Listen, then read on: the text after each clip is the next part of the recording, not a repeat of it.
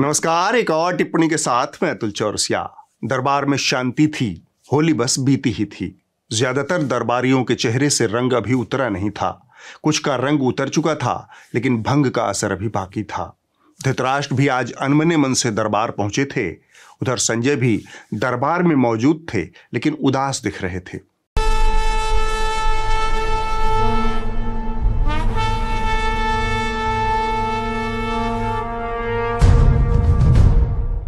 धृतराष्ट्र को एहसास था कि आज संजय का मन कुछ बुझा बुझा सा है।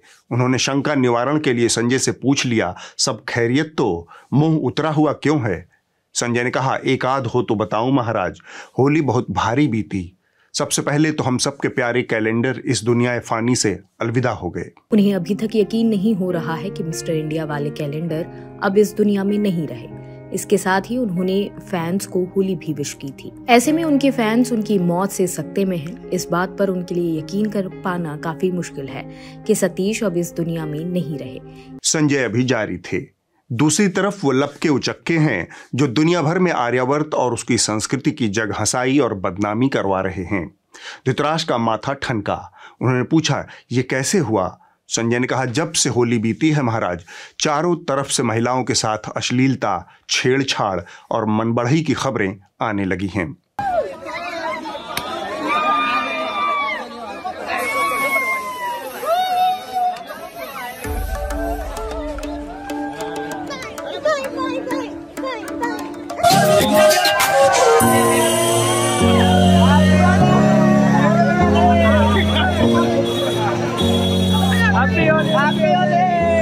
सोशल मीडिया पर बिजनौर के धामपुर का एक वीडियो तेजी से वायरल हो रहा है, जिसमें देखा जा सकता है कि दो मुस्लिम महिलाओं पर रंग डाला जा रहा है और वो चुपचाप जा रही हैं। धृतराष्ट्र को बहुत बुरा लगा। उन्होंने पूछा, इन लपकों उचक्कों की मनबढ़ई पर कोई बुलडोजर नहीं चल सकता क्या? संजय ने कहा, इसके लिए मुझे जम्बूद्वीप वाली योगीराज से बात करनी होगी। बुलडोजर का महकमा उन्हीं के पास है। तब धृतराष्ट्र ने कहा, उनसे तो बात करते रहना, पर डंकापति का क्या रुख रहा इस अनाचार पर? आर्यावर्त में तो रामराज आ चुका है, फिर भी लपकों उचक्कों की पौबारह है। इस कदर सार्वजनिक कदाचार और लंपटई। डंकापति की नाक के नीचे लोग कैसे लामपट्य जीवन की ओर बढ़ गए? संजय ने कहा, डंकापति इधर बीच मेहमान नवाजी में व्यस्त थे महाराज। उन्हें हाथ हिलाने के लिए एक कार्यक्रम में भी जाना था। शायद इसीलिए होली पर बढ़ रहे लामपट्य की ओर ध्यान नहीं दे पाए।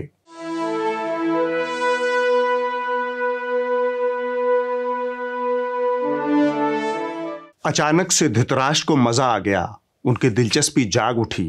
उन्होंने पूछा, यह क्या मौका था? क्या फिर से डंकापति ने कोई इवेंट बाजी की है? संजय ने कहा, महाराज जवाब थोड़ा लंबा है, धैर्य से सुनिए। इस बार डंकापति ने सिर्फ उत्सव ही नहीं आयोजित किया, बल्कि उत्सव में शामिल होने के लिए उत्सव प्रेमी प्रजा का भी प्रबंध किया। Divya Bhaskar, a popular newspaper in Gujarat today has reported that for this test match, they say that test ना प्रथम दिवस ની 80,000 टिकट भाजपे खरीदी। दिव्य भास्कर। धृतराष्ट्र की आंखें फटी रह गई। चेहरे पर एक प्रश्नवाचक भाव के साथ बोले, कैसे कर लेते हैं डंकापति ये सब?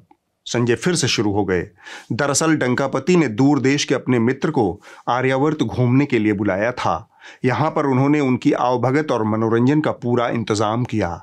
प्राचीन काल के रोमन राजाओं की तरह डंकापति ने रथ पर सवार होकर एक स्टेडियम के भीतर गोल गोल घूमकर अपने नाम का नारा लगवाया। इससे दूर देश से आया डंकापति का दोस्त खुश हुआ।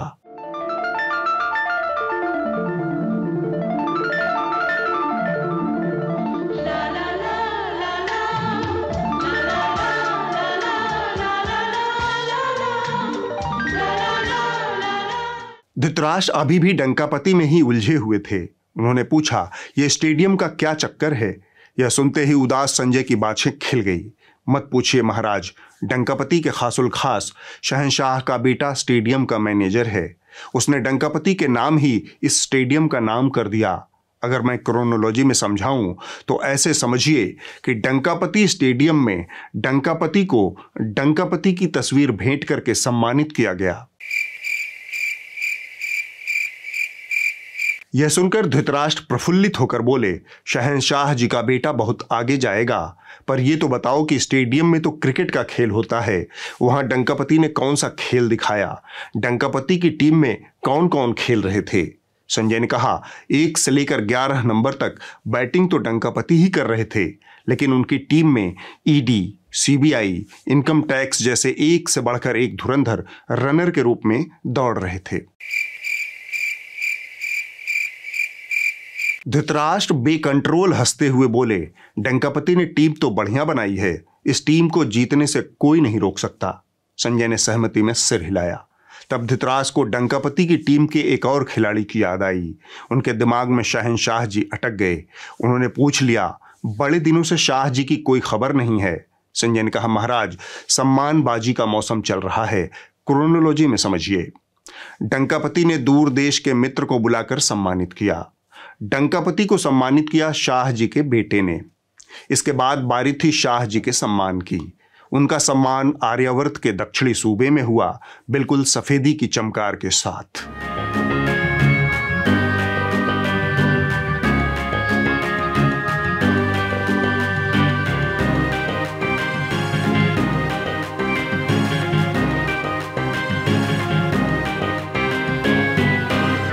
एयरपोर्ट से होटल के रास्ते में शाह जी के सम्मान में दूध सी सफेदी वाले पोस्टर लगाए गए थे।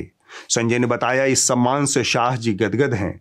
गौरतलब है कि डंकापति की टीम में शाह जी को एक साथ कई पदवियां प्राप्त हैं। कभी वो चाणक्य होते हैं, कभी किंग मेकर होते हैं और कभी कभी सफाई अभियान के प्रमुख बन जाते हैं। जानकार बताते हैं कि उनके पास एक ऐसा वॉशिंग पाउडर है जिससे वो भयंकर से भयंकर दागदार नेताओं को एक झटके में झकाझक साफ कर देते हैं। इसका ताजा नमूना उन्होंने मेघालय में पेश किया है। चुनाव से पहले कोनराड संगमा के खिलाफ जांच करवाकर जेल भेजने का दावा कर रहे थे शाह जी। ये सारा पैसा जो खा गए, उनकी जांच होनी चाहिए या नहीं होनी चाहिए? अरे जोर से बोलो, होनी चाहिए या नहीं होनी चाहिए? भारतीय जनता पार्टी ने अपने इलेक्शन मैनिफेस्टो में, अपने घोषणा पत्र में ये तय किया है कि जैसे ही भाजपा की सरकार बनती है, सुप्रीम कोर्ट के जज की अध्यक्षता में हम सभी लोगों की जांच कराकर उनको जेल की सलाखों के पीछे डालेंगे। लेकिन चुनाव के बाद अपने वॉशिंग पाउडर का इस्तेमाल कर उन्होंने कोनराड सांगमा को झकाझक चमकाते हुए खुद उनकी सरकार में शामिल हो गए हैं। शाह जी की इस प्रतिभा के मद्देनजर तेलंगाना में उनका स्वागत सफाई अभियान के प्रमुख के तौर पर किया गया। यह सुनकर धृतराष्ट्र को लगा कि आर्यावर्त में सब कुछ ठीक ठाक चल रहा है। वो उठे और सीधा अंतःपुर को चल दिए। धृतराष्ट्र संजय संवाद में इस हफ्ते बस इतना ही। सरसरी तौर पर एक जायजा उन कूढ़ मगज, खामड़, हुड़कचुल्लू एंकराओं के ले लेते हैं जिनके होने से यह एहसास बना रहता है कि इस देश को अच्छी पत्रकारिता की बहुत ज़रूरत है। इनमें से एक चमचमाता हुआ नाम है सुशांत बाबू सिन्हा। सुशांत जब मेरे साथ काम करते थे तब भी सबकी यही राय थी कि ये टीपी बहुत अच्छे से पढ़ते थे। लगभग प्रधानमंत्री जी की टक्कर का टीपी पढ़ते थे।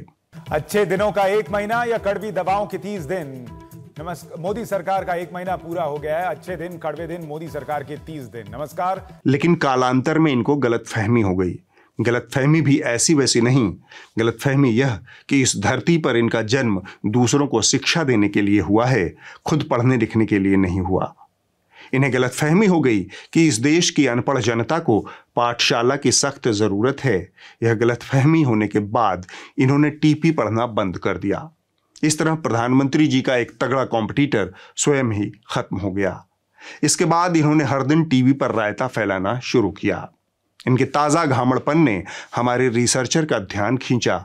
गौर फरमाइए। भारत है, इसमें यूएस है, जापान है और ऑस्ट्रेलिया है। ये 4 देश स्क्वाड के अंदर है और यहां ऑस्ट्रेलिया को रखने का मकसद है भाई, ऐसे ही हवा में नहीं रखा। नरेंद्र मोदी इतना लाल कालीन ऐसा ही नहीं बिछा रहे हैं। इनको लगता है कि ऑस्ट्रेलिया को क्वाड में मोदी जी ने रखा है।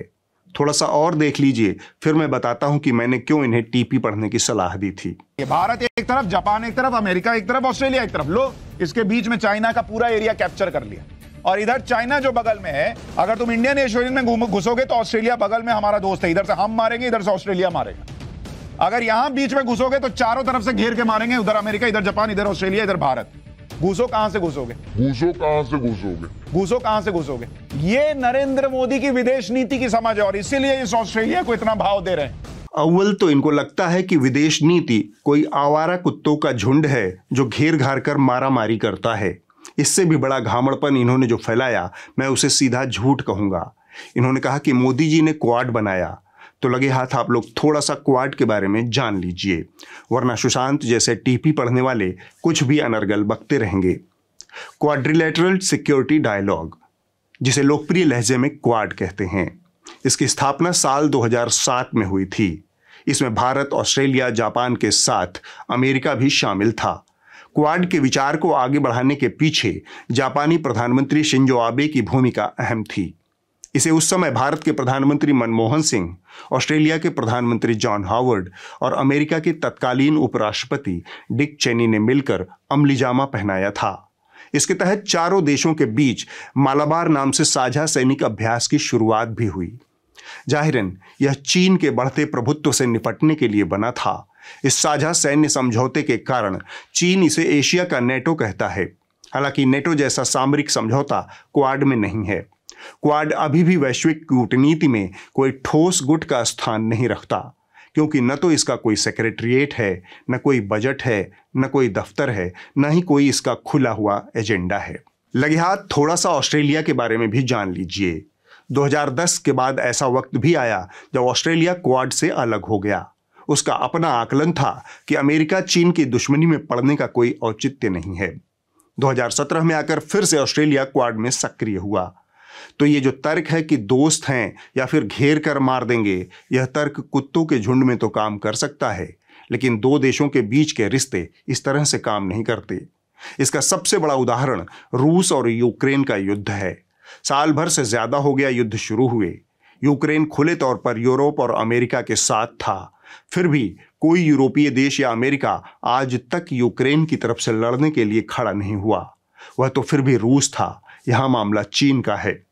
कोई किसी के लिए नहीं लड़ता, खुद ही लड़ना पड़ता है।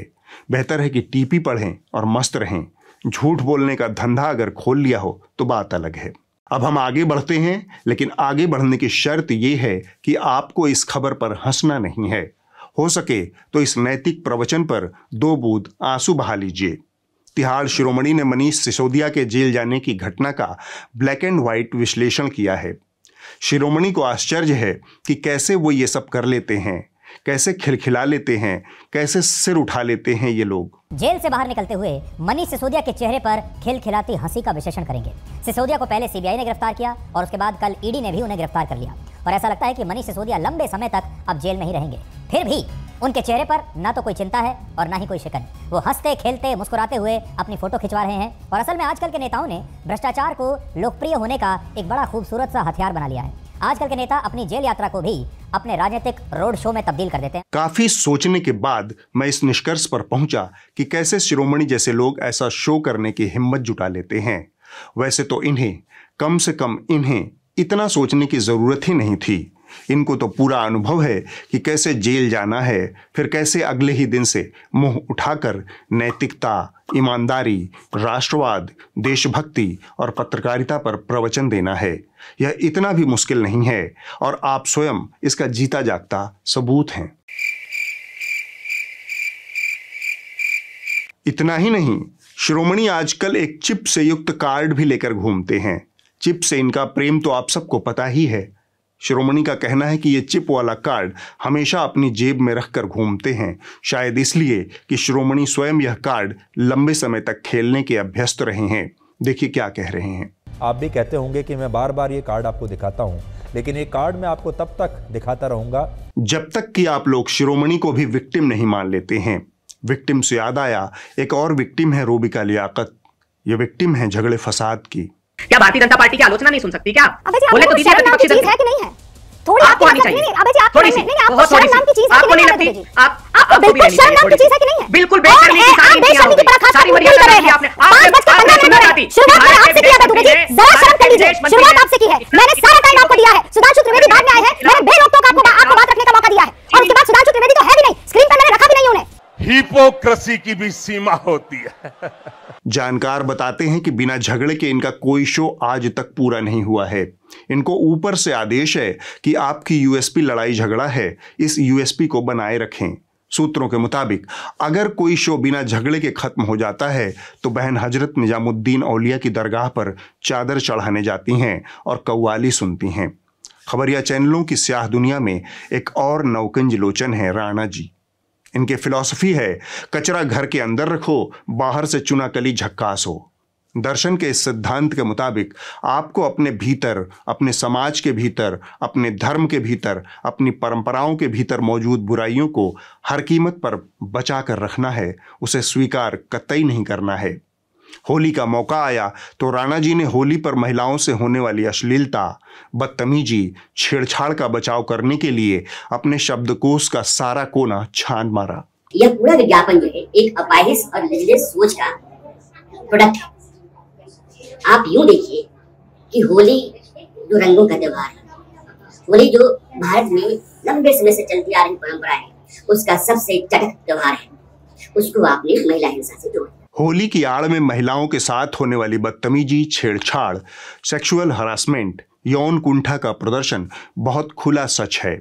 होली की आड़ में होने वाले दुराचार हमारे चारों तरफ मौजूद हैं। उन्हें बस खुली आंखों और खुले मन से देखने की जरूरत है। जीजा साली के रिश्ते, देवर भाभी के रिश्ते, बहनोई साढ़ू सरहज के रिश्तों को होली की आड़ में सेक्सुअलाइज करने का पूरा बाजार मौजूद है। ज्यादा कुछ नहीं करना है, बस गूगल पर जाकर इन शब्दों को सर्च बॉक्स में डालते ही सारी सड़न बजबजाकर कंप्यूटर की स्क्रीन पर बहने लगती है। लेकिन जब इस सड़न के ऊपर बात करने का मौका आता है, जब इस गड़बड़ी को सुधारने का मौका आता है, जब कचरे को घर से निकालकर बाहर कर घर साफ करने का मौका आता है, तब कुछ लोग परंपरा, संस्कृति, धर्म की आड़ लेकर अपनी दुकान चमकाने लगते हैं। राणा यशवंत यही कर रहे हैं। बीमारी को बीमारी मानने के बाद आगे के इलाज की राह खुलती है। आपके लिए सद्बुद्धि की कामना है। पिछला पूरा हफ्ता तमिलनाडु में उत्तर भारतीयों और खासकर बिहार वासियों के ऊपर हमले की अफवाहों के नाम रहा। अचानक से भाजपा और आईटी सेल के कुछ नेताओं द्वारा तमिलनाडु में हिंसा की बेसिर पैर के वीडियो और खबरें फैलाई जाने लगी। बिहार के भाजपा नेता और नेता प्रतिपक्ष विजय कुमार सिन्हा ने दावा कर दिया कि 12 बिहारियों की हत्या कर दी गई है।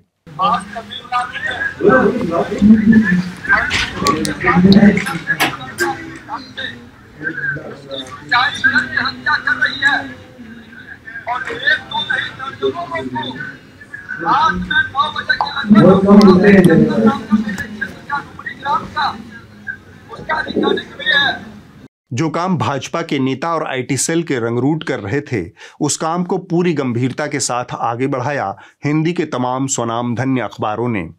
क्या दैनिक भास्कर, क्या हिंदुस्तान और क्या दैनिक जागरण।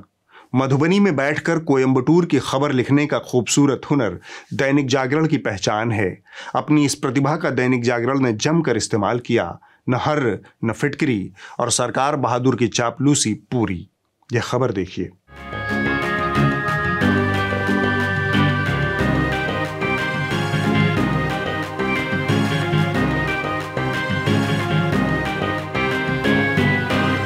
ये सारी खबरें अफवाह थी। खासकर इस मामले में मृत युवक की पत्नी ने बयान दिया कि उसके पति ने आत्महत्या की है। तमिलनाडु पुलिस ने साफ किया कि यह आत्महत्या का मामला है, इसमें हत्या जैसा कुछ भी नहीं।